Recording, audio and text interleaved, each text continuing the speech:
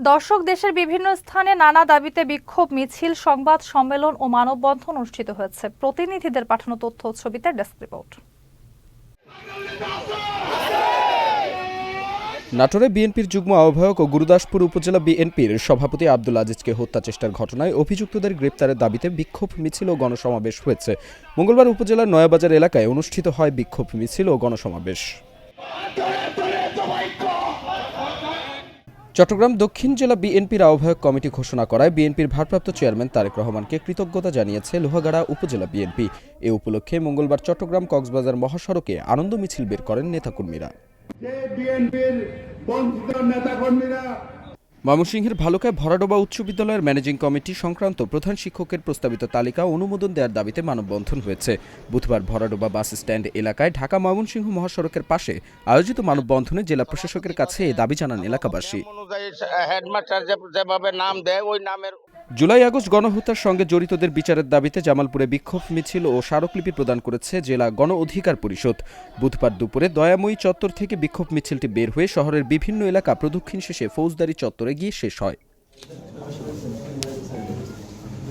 পটুয়াখালীর কুয়াকাটা প্রেস ক্লাবের সাবেক সাধারণ সম্পাদক ও পৌর যুবদলের সাধারণ সম্পাদক জহিরুল ইসলাম মিরনকে হত্যা চেষ্টার প্রতিবাদ এবং দোষীদের শাস্তির দাবিতে মানববন্ধন ও বিক্ষোভ কর্মসূচি পালন করেছে এলাকাবাসী। কুয়াকাটা প্রেস ক্লাবের আয়োজনে বুধবার দুপুরে মানববন্ধন ও বিক্ষোভ কর্মসূচি পালন করা হয়।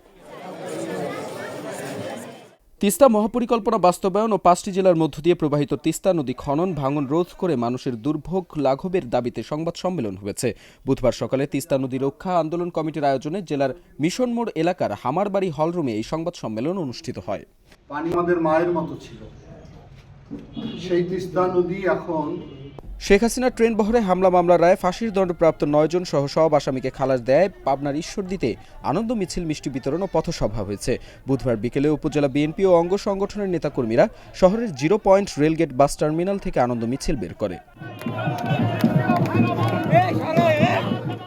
নারীকে বেপর্দা করে নয়, একমাত্র ফিঙ্গারপ্রিন্টের মাধ্যমে ছবি মুক্ত জাতীয় পরিচয়পত্র প্রণয়নের দাবিতে মানববন্ধন করেছে মহিলা আঞ্জুমান রাজশাহী জেলা ও মহানগর মজলিস।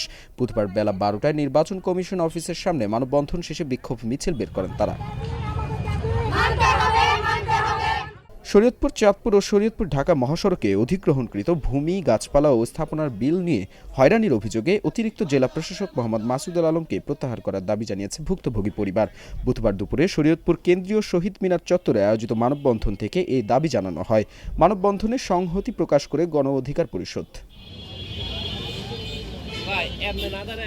Channel S news desk. SDC স্যারই আমাদের টাকা পয়সা আটকে রাখছে। এসডিসি স্যার যদি আমাদের টাকা পয়সা দেয় তাহলে আমরা অতি শীঘ্রই পাইতে পারি।